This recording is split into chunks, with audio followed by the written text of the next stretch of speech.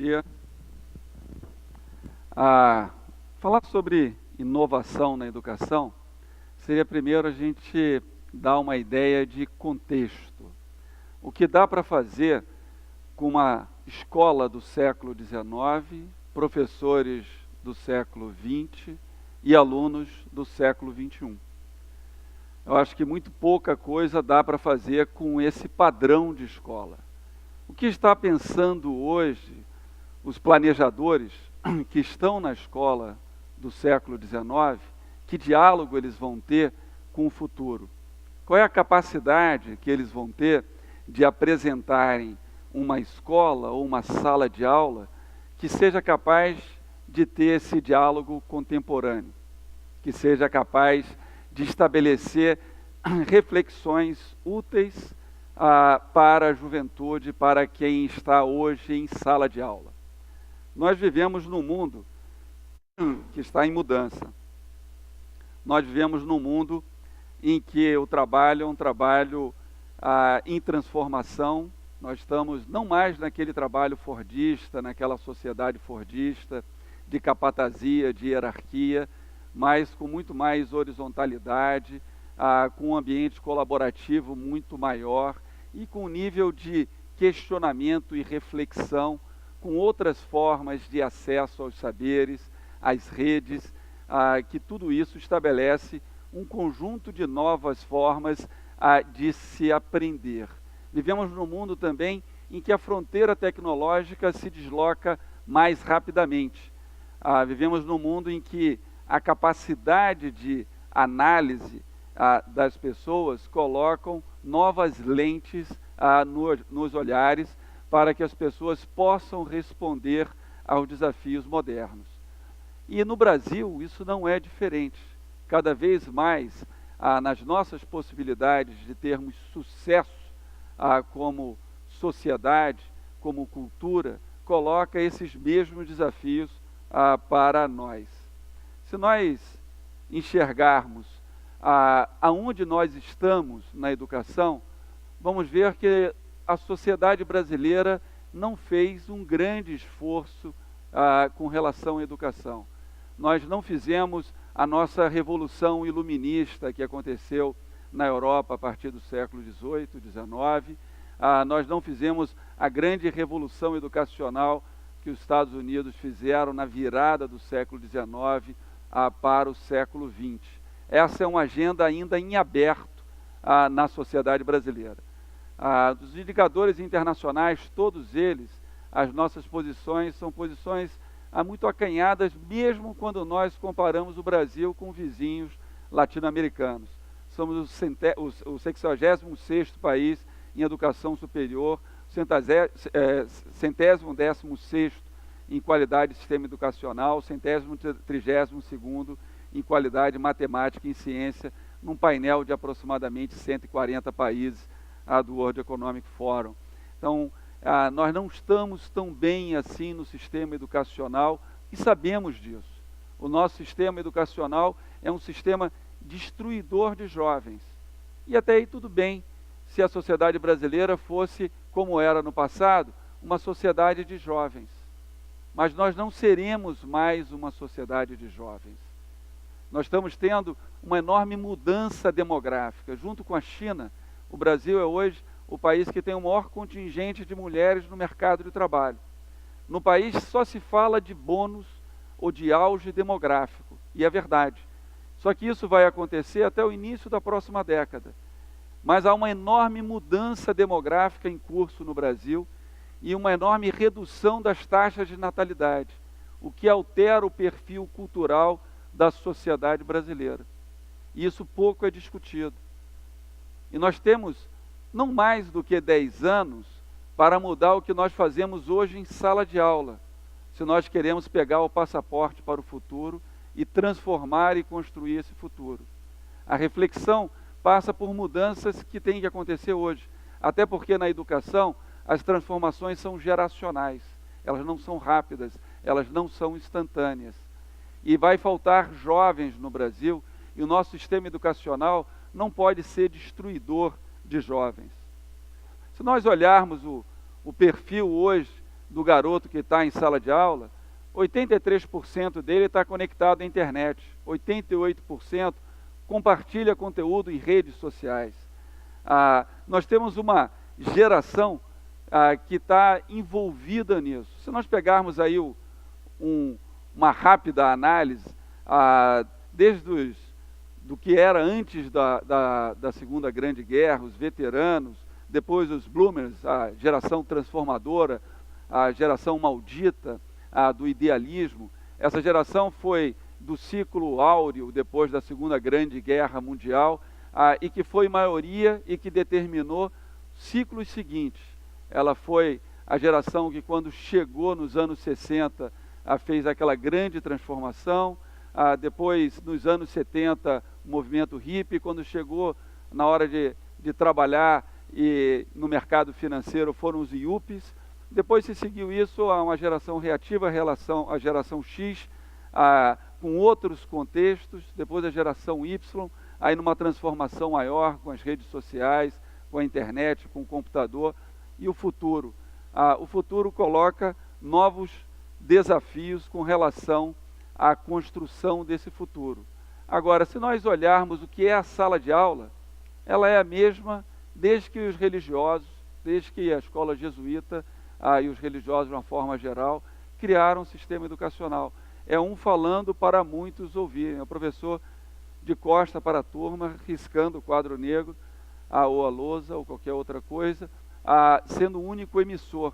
Não há um ambiente colaborativo, não há rede. A escola não mudou. A imagem da escola no século XIX, ela é até muito positiva para o que de fato ela faz. E no Brasil, como nós estamos? Nós não investimos mais tão pouco em educação, mas nós precisamos refletir sobre a eficiência da escola, sobretudo a escola pública. Nós colocamos 5,5% do PIB em educação. A média dos países ricos, do país da OCDE, é 6,23%.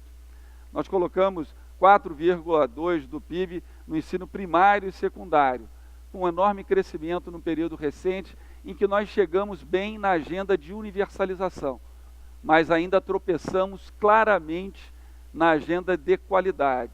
Se pegar os indicadores do IDEB, que mede a qualidade do ensino, feitos pelo próprio MEC, nós vamos ver, se for comparar com uma corrida, que a gente larga bem. Nós temos melhorado muito na primeiro ciclo do ensino fundamental, que vai até o 5º ano, e aí perdemos desempenho a partir daí, chegando ao final com indicadores muito ruins. 90% dados do Todos pela Educação, 90% dos alunos do 3º ano do ensino médio não aprenderam adequado em matemática, e 75% não aprenderam adequado em português. Ou seja, se nós formos fazer uma avaliação sobre o nosso sistema educacional, mesmo internamente naquilo que ele se propõe, ele é um fracasso. De que maneira nós vamos construir o futuro para a sociedade do conhecimento com essa plataforma educacional? Certamente, muito pouco vai poder construir o país que nós desejamos. Bom, nós temos baixas notas nos indicadores do IDEB, como eu falei, nos indicadores internacionais. Num painel, além daqueles que eu falei antes, num painel de 65 países, quando você faz teste de aprendizado com crianças de 15 anos, nós ocupamos a 53ª posição, também não estamos bem. Nosso modelo de ensino é um modelo enciclopédico, academicista. O ensino é extremamente formal, e isso distancia do mundo do fazer. E só para a gente ter uma ideia com relação ao Brasil, 85% dos jovens brasileiros não vão para a universidade. Só que os 9 anos de educação do ensino fundamental e os 3 do ensino médio, é como se todos fossem para a universidade. E o conteúdo de aprendizado é com esse mesmo formato. O nosso sistema educacional, ele é um destruidor de jovens também por isso. Porque apenas 15% vai para a universidade, 14,6%. Os demais ficam sem plano de voo para a vida. Eles vão inserir-se no mercado de trabalho com a cara e com a coragem, sem ter uma plataforma adequada de contribuir para os seus projetos de vida, sem poder contribuir melhor para o desenvolvimento do país, para ganho de produtividade, para maior competitividade da economia brasileira no mercados internacionais.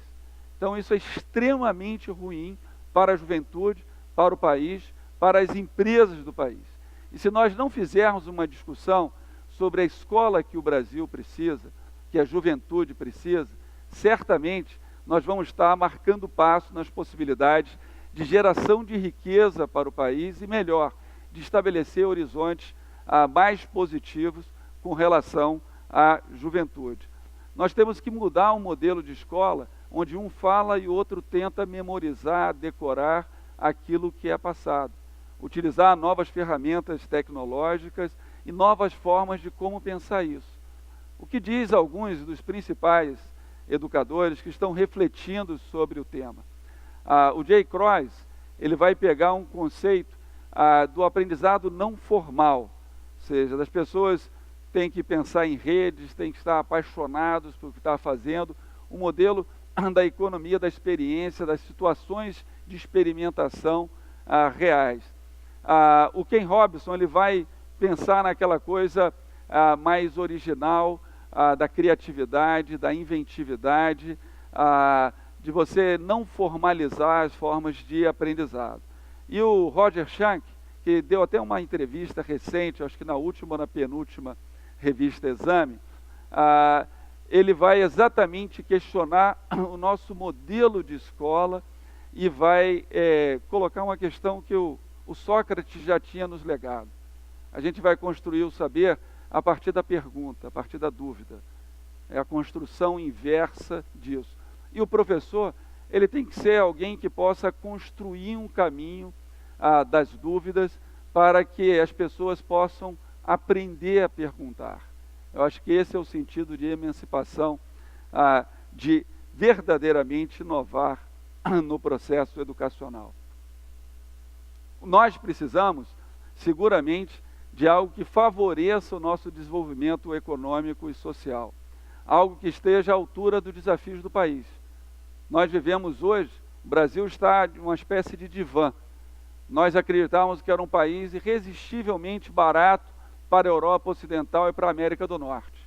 Só que a China, que nos anos 40 e 50, nos manuais dos organismos internacionais, era uma região insalvável para o capitalismo, demonstrou uma enorme capacidade competitiva a partir de plataformas de manufatura e que colocam o Brasil no divã, porque nós somos caros com relação a esse país. E olha que o Vietnã é irresistivelmente barato à China, ou seja, não tem limite esse caminho. Então nós temos que refletir a partir das bases da sociedade em que nós estamos, e a escola é o elemento fundamental para a sociedade do conhecimento. E um aspecto é fundamental nisso. Nós temos que pensar o nosso sistema voltado também para a educação profissional. Retirar o academicismo das bases da nossa torre de marfim, do nosso sistema educacional, da escola religiosa e da universidade francesa de humanidades e universalidades, e pensar realmente em algo que possa funcionalizar a juventude para o trabalho. No Brasil hoje, 6,6% dos jovens fazem educação profissional. Sabe qual é esse número nos países ricos? 42%. E olha que os jovens nesses países, que 42% fazem educação profissional, é 3 vezes mais no que tange ao acesso à universidade do que no Brasil. No Japão, 55% dos jovens fazem educação profissional. Na Alemanha, é 53%. E no Brasil, é só 6,6%.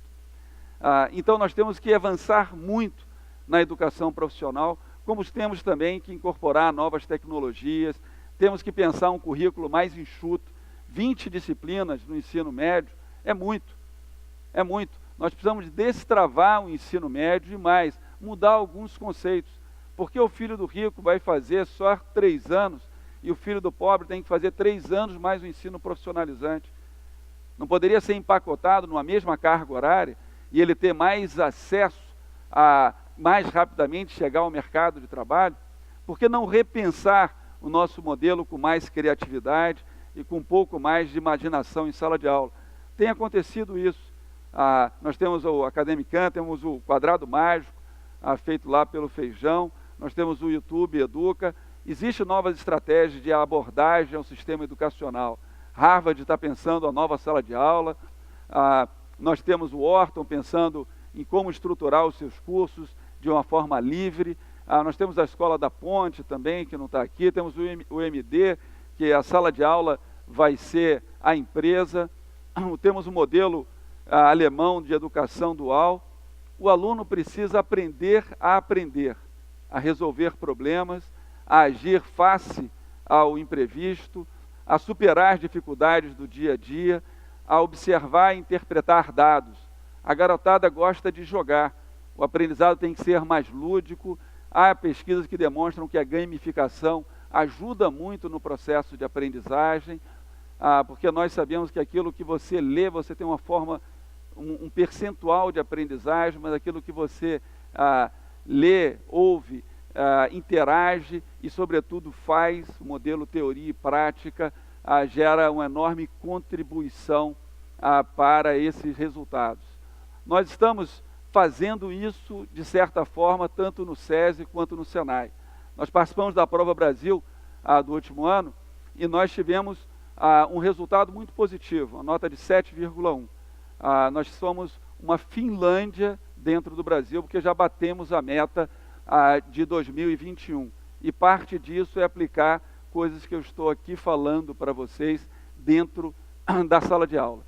No SENAI, que é um dos maiores sistemas educacionais do mundo, nós estamos avançando para 4 milhões de matrículas ano, só que é insuficiente frente à realidade brasileira e às necessidades da juventude. Precisamos refletir sobre o nosso sistema educacional, pensar em construir o futuro com uma escola do século XXI para pessoas do século XXI. Assim, certamente, estaremos ajudando a construir um Brasil melhor. Muito obrigado.